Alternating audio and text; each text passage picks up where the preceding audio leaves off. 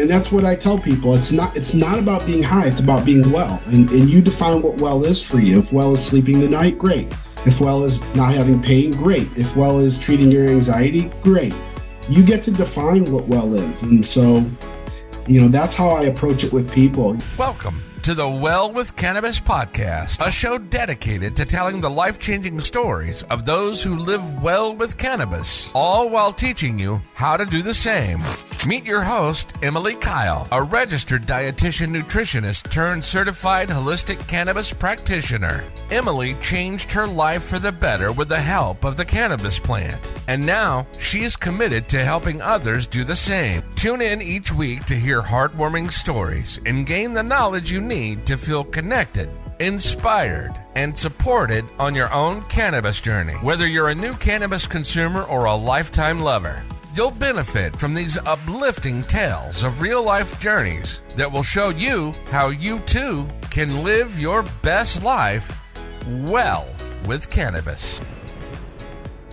Before we jump into today's episode, I wanted to share a note on potentially sensitive content. The episodes on the Well with Cannabis podcast are created for adult audiences only. We will at times cover sensitive topics, including but not limited to suicide, abuse, mental illness, sex, drugs, alcohol, psychedelics, and the obvious use of plant medicine. Explicit language may be used occasionally. Please refrain from watching or listening to the show if you're likely to be offended or adversely impacted by any of these topics. The information on this show is for informational and educational purposes only. It does not constitute medical advice. If any of the content on this podcast has brought up anything for you, please reach out or speak to a professional or someone you trust.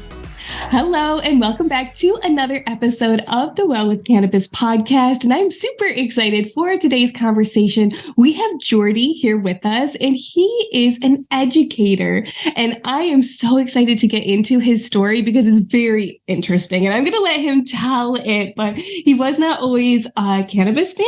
So let's talk a little bit. Hi, Jordy. Welcome to the show. Well, thank you, Emily. I'm really happy to be here, and I'm glad that you chose my story as one of the stories that you wanted to share with other people who are experiencing the benefits from cannabis. Yeah, I mean, your story really is perfect, and it follows a lot of other people's stories where cannabis was taught to be something bad, and someone gave you a cause to think about it a little bit differently, and you did. So tell us that story and how it really changed your input on cannabis. Sure. So growing up, I'm 54 years old, born in 1968, and growing up in the age and of unfortunateness now of the marijuana, stigma. And so going to school, back in the 80s and graduating from high school in 86, I learned everything that most people have learned about, the evils and dangers of drugs. And so that was me. Very early on after high school, I knew I wanted to be a teacher. I either wanted to be a nurse, I wanted to work in the ambulatory profession, EMT, or I wanted to go into education. It just so happens that I was a football coach for 26 years, being both a head coach and all that kind of stuff that comes with it, and went into really focusing my attention on health education. And I still, after being a teacher for 28 years, have a passion for health education. And so I guess my story begins several years back with going through my basic curriculum of drugs and substance use. And I got onto our cannabis or marijuana segment.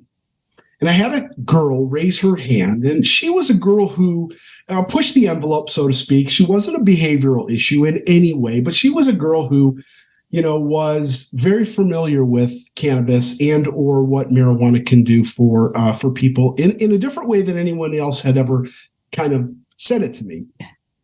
And she said, she raised her hand, and I called her name, and she says, but I have a couple questions for you. And I says, sure, go ahead. Here I am thinking, I'm a pretty well-versed, well-researched teacher, and I'm, always looking at new information. But the questions that she asked really got me thinking. First question was, I heard marijuana was really good for some people, mainly epilepsy, pain, and cancer. And I'm always very good at being able to at least tell my students, if I don't know anything, if I'm not sure about something, I am not going to lie and or pretend that I have the answer. I am going to research it. I'm going to look it up, and then I'm going to come back with the answer. And that's exactly what I told her. I said, I have heard some really interesting things about cancer. I didn't know about pain, and I knew that epilepsy, in terms of the neurological conditions, can be helped as well. But I told her, I says, but I am going to look at this. I'm going to research, and I'm going to get back to you. And so that was the beginning of the rabbit hole. It was at least 10 years ago. It was the beginning of the rabbit hole that I still continue to fall into today, and found just a wealth of information that I actually had to go back to school that next day and pull her aside and tell her, I found some really interesting information, but I wasn't comfortable yet having it in my curriculum because I needed more information before I could do that. And so I had issues, right? I had the pain issues, and knock on wood, I didn't have cancer. I've never had neurological conditions, but there were a lot of things that I had to deal with. And I thought, well, wait a minute now. Could this potentially help me? So I researched more and more and more. And that is kind of the beginning of my story, where I had to literally go back in and change my curriculum. And as I changed my curriculum, I didn't receive any resistance from parents. Teachers really don't know what one another teach, so there wasn't really any resistance from any other teachers. I was very transparent with my administrators, and I cited the information that I had found and used in my class. And it was, let's just say it was fascinating. And so, 10 years from that day in my class, I have revamped my curriculum in terms of what I teach to middle school students. Now, mind you, and I don't know if your viewers understand or believe what I'm about to say. Well, please say it. Absolutely. When you have individuals who aren't yet of the average age of 25 and their prefrontal cortex is not yet developed, there is a lot of information out there that talks about cannabis in terms of THC potentially having influence on that hippocampus prefrontal cortex. Yeah. And with that information, while marijuana has never killed anyone in overdose from it, which is a fascinating fact for my students, I still have to be careful, because I do believe that for middle school, high school students, marijuana can be a gateway drug. Not in the fact that you use cannabis and it's automatically going to take you to another drug. Alcohol is a gateway drug. Tobacco can be a gateway drug. Gateway, it opens up the social situation for students to engage in another substance. Yeah. Without a doubt, a more dangerous substance. So when we talk about the dangers and evils of drugs, actually, marijuana is the least dangerous of substances that I talk about now. And I think my kids I get a lot of bonus points with my students for being able to come out with that information. But that's how it all started. So, yeah. Oh my gosh, that is such an incredible story. And I give you so much credit for saying, let me take a minute here and check and make sure that I'm correct. I feel like that's the best thing that our educators can do. And now I just think about how you changed your curriculum. And for the last 10 years, you've changed and influenced these children and their perception on cannabis moving forward. And I feel like as a generation, that's how the needle is moved forward. And I love the way that you're doing it responsibly. I also agree. I don't think that teenagers, every situation is different, but for the most general sense, teenagers don't need cannabis.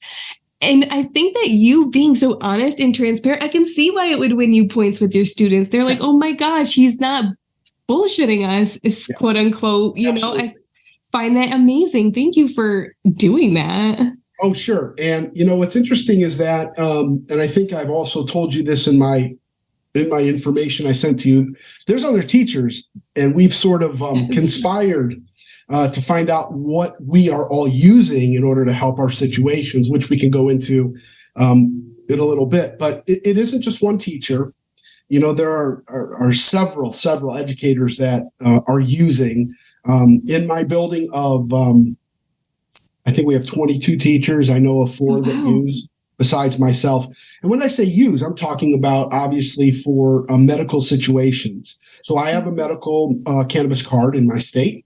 The last thing I wanted to do, Emily, was using a substance and be an educator and then not have, the actual card to protect me from any. I have to imagine that was really hard for you to do. How did that feel? Because I know as a professional, it was very hard for me to come out of the closet. How has that been for you?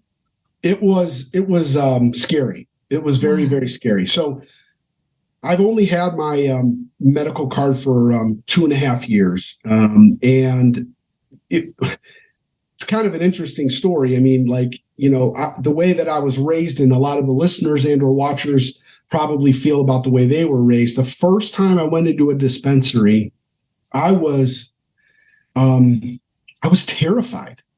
I was terrified, absolutely terrified. I talked to my wife because of some of the issues and situations that I had going on.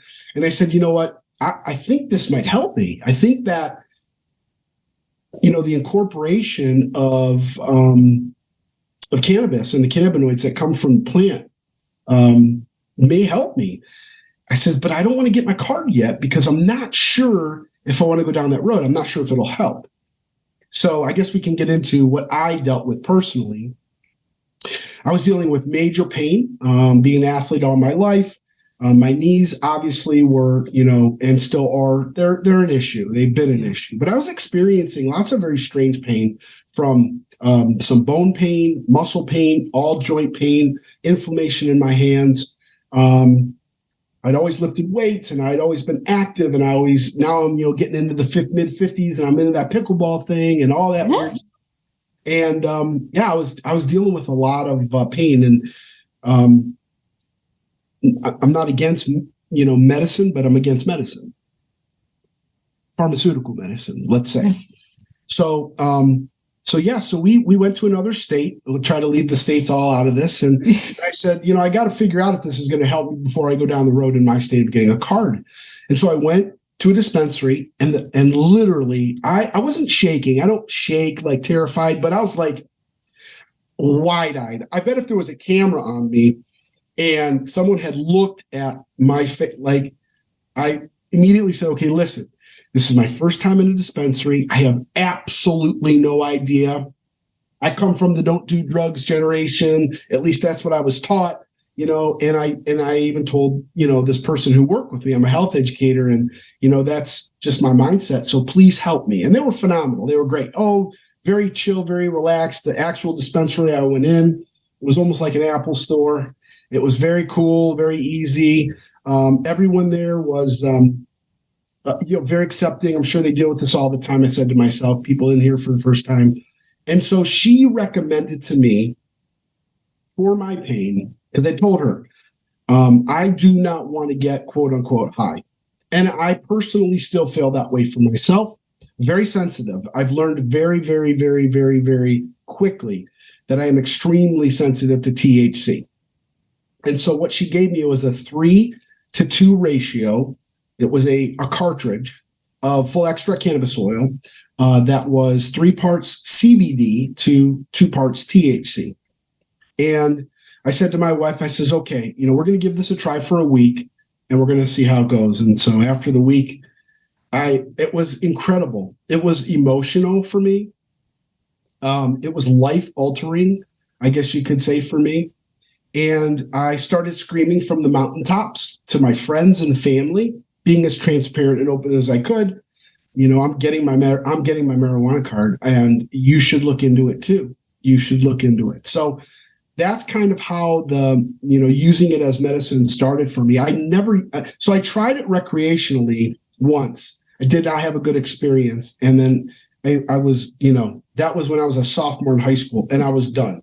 I didn't want to deal with it, see it, smell it. I didn't want to experience it. It was the drug I had always been raised to believe it was, until this moment, which is I mean, it was transformational for me. It was incredible. And it still is today. It's amazing. I'm sure your wife was so happy for you too. And you said it was emotional to alleviate pain like that. When you're living with chronic pain, you don't even realize how bad you felt until you realize how good you can feel. And that's a beautiful thing. I'm really happy for you that you were brave enough to give it a try, because I feel like that's where a lot of people get stuck, is they're not brave enough to take that first try and say, I'm going to try this and see what happens. Yeah, it is interesting because I have 3 children. They're 25, 23, and 20. And at the time when I got my card, my youngest was 18, and I was very open and transparent with them. I had all had them in my health class too, and they all heard they knew you were open. Absolutely. So my oldest heard the old me in terms of curriculum, and my youngest heard the new me. It was fascinating on the new information. So my daughter and both my sons were like totally congratulatory of me. Like, Dad, I'm so proud of you. That's great that you can come to this decision, and I'm so glad you're going to do this. There was no issues at all. And knock on wood, my parents, who are both 80, they were 100% supportive of me as well. So the times are absolutely changing, Emily, within what this plant can do for people. And I could say it's not 100% of the people out there. I've heard stories where it just isn't working for some people, but a large majority of people are finding benefit in some way from cannabis, whether it's the old marijuana strains or a hemp, Yeah. So now you're shouting it from the rooftops. How do those conversations look like with family and friends?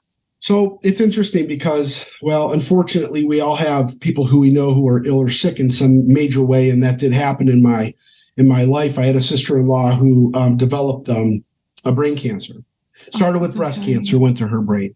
And during that transition time for me was the exact time when she was dealing with this issue. And unfortunately, she would not listen to anyone else but her doctors. And her doctors poo-pooed it, as they say, and this isn't going to do anything for you. It's not going to help in any way. And I kept telling my brother, I said, listen, I says, I'm not going to push it. I'm not going to be that guy, because I don't want to destroy a relationship that I have had with him and her, because, if you start pushing it, it really does affect, here he comes again, talking about cannabis again. So I tried as hard as I could to get them to at least go down the road of exploration and research, sent them links, other podcasts. Cannabis Health Radio is a great podcast. Your podcast that we're on right now is, from what I hear, is going to be a phenomenal one as well. So, people are, they're only going to do what they're comfortable with. And so, unfortunately, that was one of the things that she has now since passed.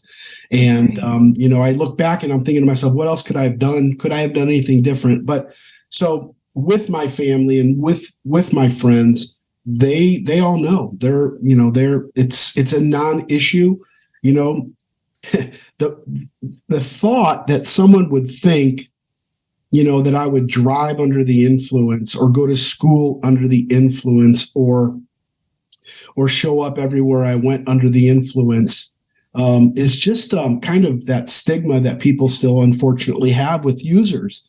That's not something that I portray. It's not something I advocate for, of course, but it is something that is unfortunately still out there. So there still needs to be people like me and you and all the others that you're going to interview to continue and scream from the mountaintops about how this plant may help. Well, I am so glad that you're here doing that, because I feel like the school teacher population is a special one in the sense that you just have this huge pressure on you to be a certain way as a role model and an educator. And if you're thinking about using cannabis, you have to think, what do my administrators think? What do my students think? What do the parents think? Let alone what does your own family think? And I just feel like there's a whole extra level of complexity that comes with it. And that's why I'm really glad that you're sharing your experience here with us today, because when you think about it, school teachers probably could really benefit from cannabis in a lot of different ways. Absolutely. Absolutely. And, in my state, it's not recreationally legal yet. I think we're all aware that at some point in our lives, it will be within the United States, recreationally legal. And then maybe, some people will take a chance like I did. But for sure, I know for certain that there are a lot of educators specifically that could use it.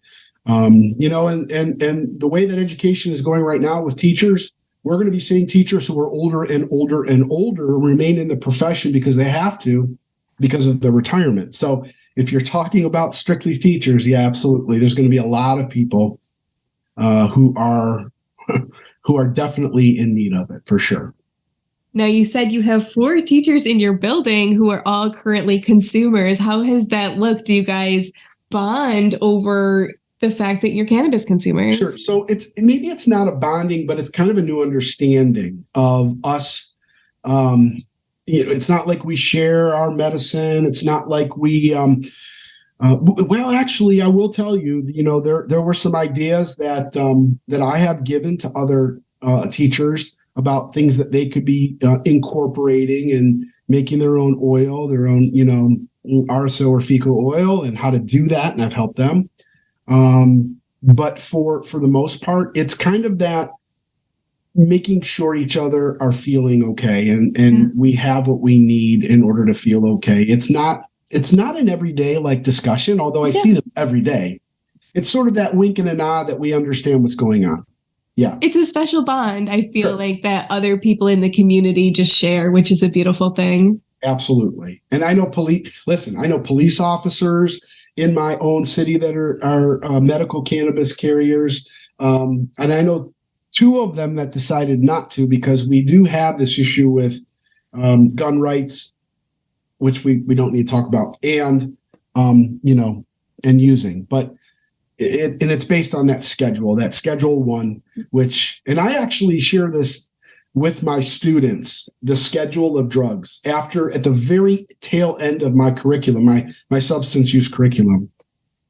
And I asked them for their opinion. I said, okay, listen, I'm going to share with you the schedule of drugs that the federal government deems to be least dangerous to most dangerous and or addictive. And so we go through these schedules after all of what they heard from me.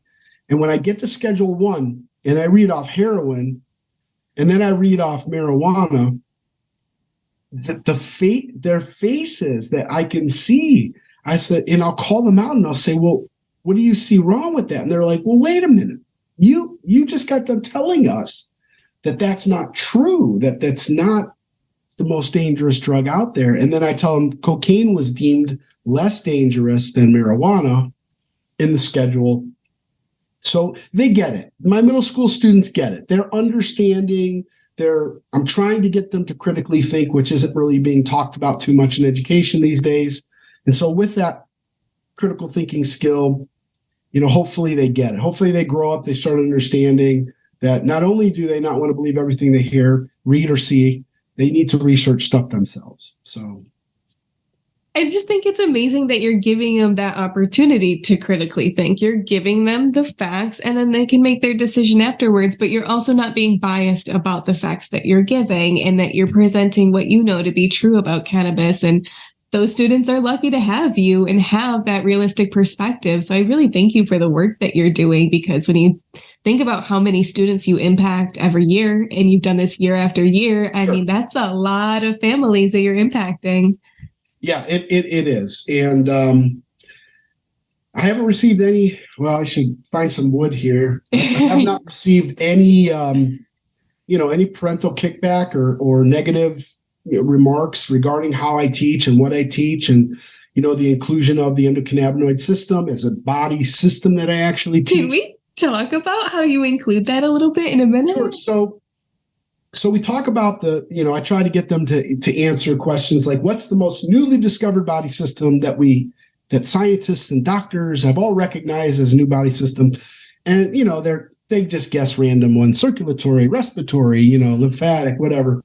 And I'll say, what if I told you that our bodies literally create the same cannabinoids that come from a plant that you've heard of being bad for you? And what if I told you that our organs and our brain has specific receptor sites for those cannabinoids? how would you feel about that? And so and I talk about the endocannabinoid system early instead of after during our substance use, so they have that understanding.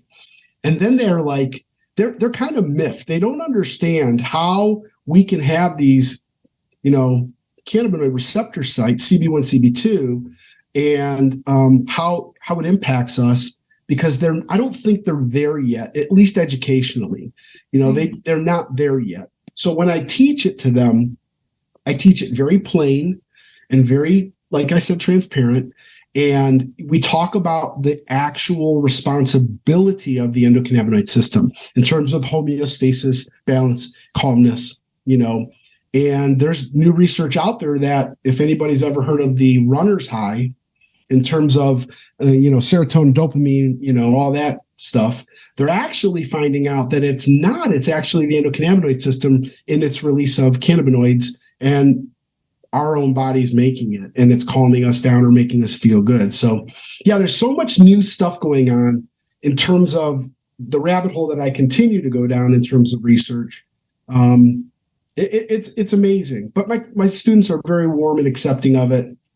They're probably really interested. Like, I find myself sitting here interested in what you're saying. They're probably like, oh my gosh, which kind of brought me to what I wanted. You said you toyed around with the thought of becoming a cannabis coach. Yes. And just the way you're talking about it, I feel you have to be. Like, I'm interested in what you're saying. It's kind of the perfect blend of cannabis and education to be able to go out there and, do this on an even bigger level.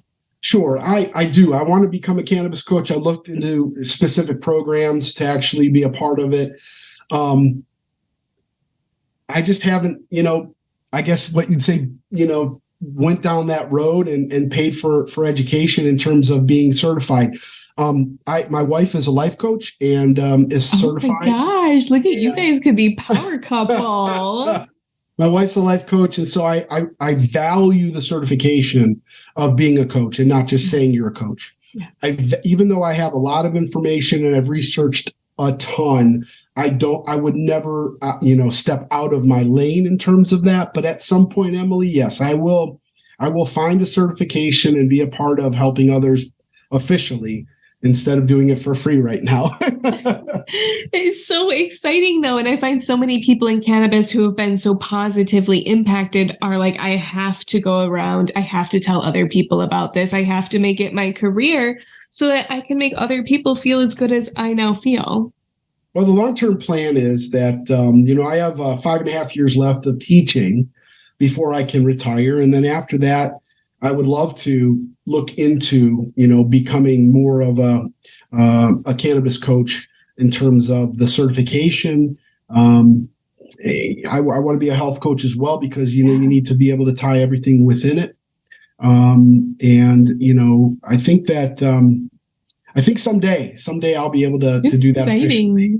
I feel that for you. I feel it coming. Yeah. Can I ask you too? I want to ask a question because I like to ask people this. You can ask me. There's such a bad stigma that cannabis consumption makes people lazy, inactive, eat junk food. And everybody that I've interviewed and myself personally have found that when you incorporate cannabis responsibly, it actually fuels a healthy lifestyle and inspires healthy eating and more activity. Have you seen that as a health coach or a health professional and how they can kind of actually work together, not apart? So I think that it comes from a mindset, Emily. I think that when you make the decision to try to make your body the best it can be, however you can, I'm more natural. I don't frown upon people who take medicine, but if there's another way to do it, that's the way to do it. When you consume food, it literally makes up 80% of your body composition. 20% comes from what you do. You cannot work a poor diet. And when you make the decision to actually change the way you eat, which is a huge decision, cannabis, and making the decision to change your body and the way you feel from cannabis, it's a mindset. It didn't for me. I don't know that it would for everyone, but it never changed the way I wanted to eat. Did it make me hungrier in some way, shape, or form? At times, yes. The mindfulness of what you choose to eat after that is going to be a decision that you have to make. But no, it doesn't make you lazy. I'm a very active, passionate, energetic person. You could hopefully get that from, the way that we're talking now. And that this is how I act with my students. And this is what I'm still passionate about after working with them for 28 years. But no, it doesn't make me lazy. The old stigma of, being obese because of cannabis is absolutely 100% false. So no, I would agree. I haven't seen that. Awesome. Thank you for answering. I like to ask everybody that because I just feel like it's like the worst held stigma that we have. I really feel like I always tell people it's a tool in the tool belt of wellness. And when you use everything together, it kind of just is like that missing puzzle piece and can make everything just a little bit better. Yeah, I agree with you. It's it would be interesting to have a pair of glasses, and those glasses would allow you to be able to visually see those people using cannabis that have yet to be open or quote unquote out. Yeah. And I would not be surprised to see a large percentage of professional people, from the police officers, the attorneys, doctors, and nurses, more teachers, any occupation. It's going to have a large percentage of people who have the the stereotype of not being lazy. I don't want to I don't want to stereotype professions or occupations, but that pair of glasses would absolutely be fun. I love that idea. That would be amazing just to see. It'd be fascinating. And it wouldn't surprise me either. It would not surprise me in any way.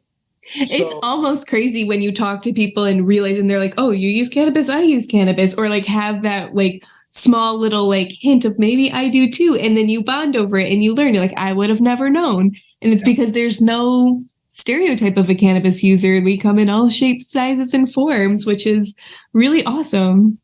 And I will say, if there's one group of people or segment of people who, if they're not involved with cannabis in some way, shape, or form yet, that are missing the boat, it's athletes. The athletes who are brought up with that stigma, athletes can benefit. I mean, everyone can benefit, but a group of people who are just ripping their body apart day in and day out in terms of needing healing, balance, calmness, homeostasis, the athletes are missing out if they're not involved with cannabis in some way, shape, or form right now, without a doubt. I'm so glad you said that, especially you said you've been a football coach for how many years? Imagine how many players could benefit from, even just CBD for the inflammation alone. And if we're talking about brain impacts as well, they're finding that cannabis usage is actually helping with traumatic brain injuries right now. So the TBIs are actually being affected in terms of lower inflammation. So that's incredible.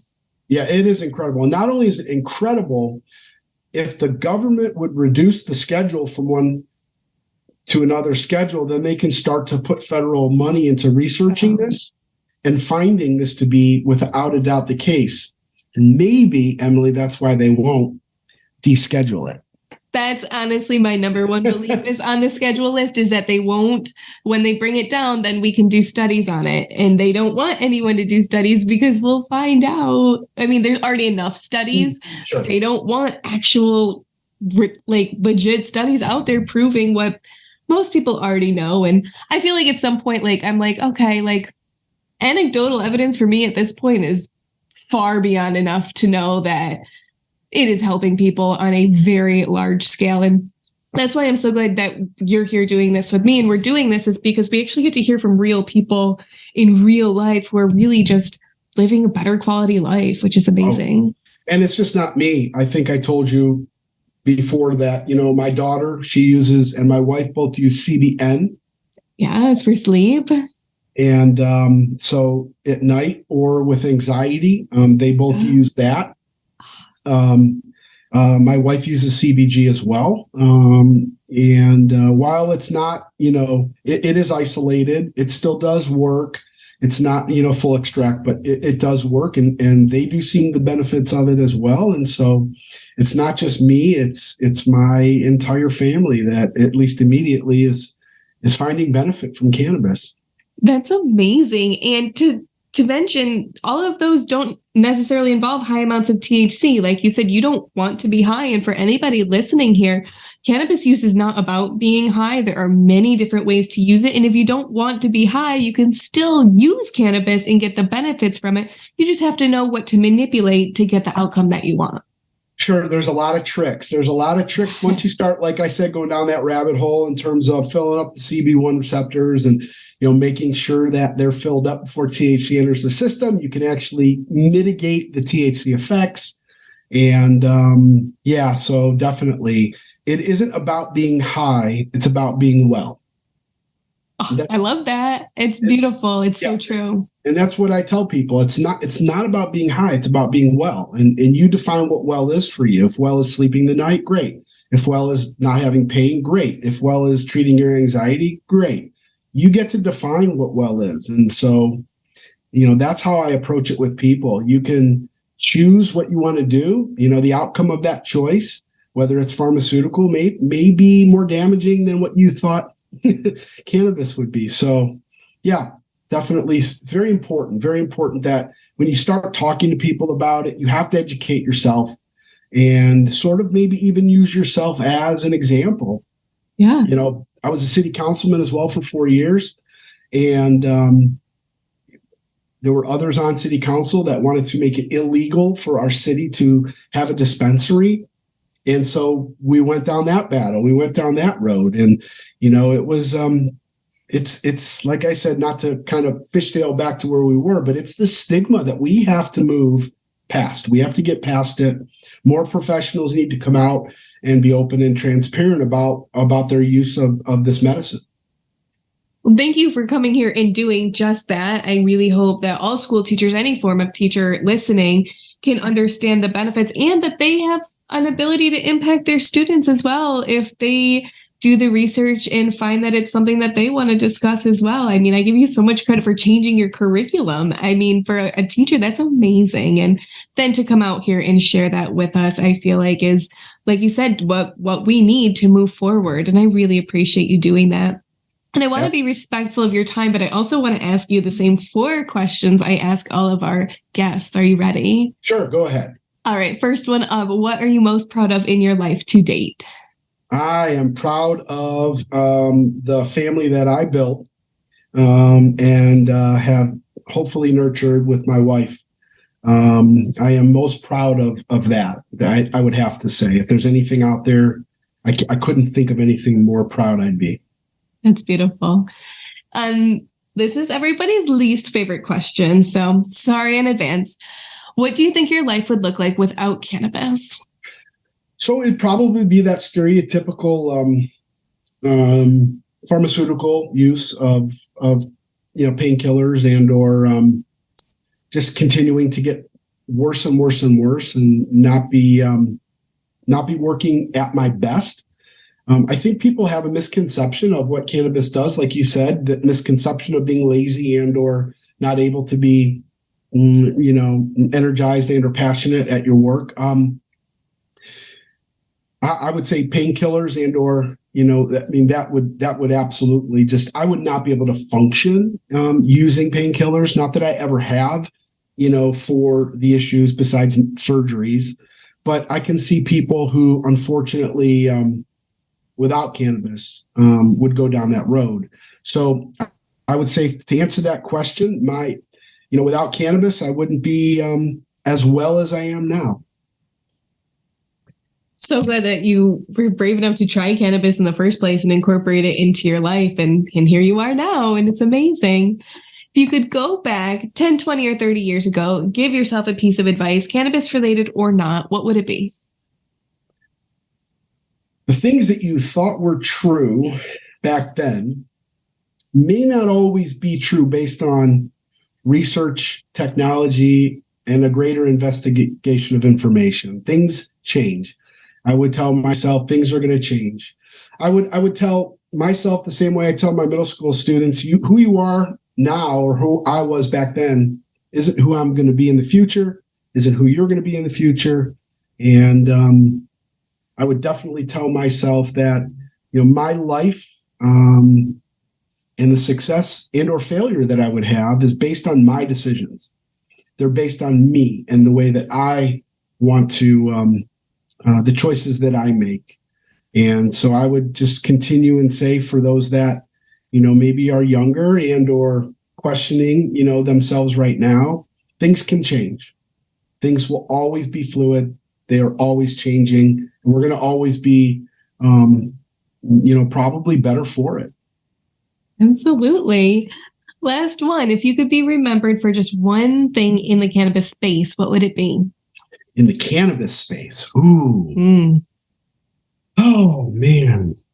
I think if I were answering that question, I would have to honestly say, in the cannabis space, I would want to be remembered for someone who was open and transparent regarding the decisions about cannabis.